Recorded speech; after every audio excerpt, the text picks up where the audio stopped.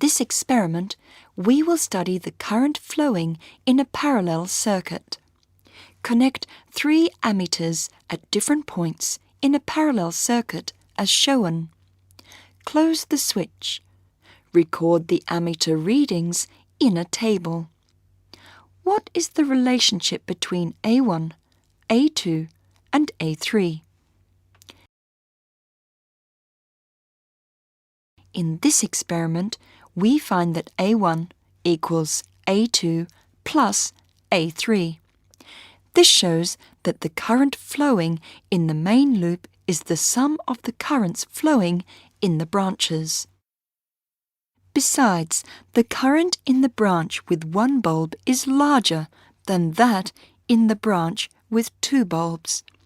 This is because the branch with 1 bulb has lower resistance. In a parallel circuit, a larger current flows through the branch with a lower resistance.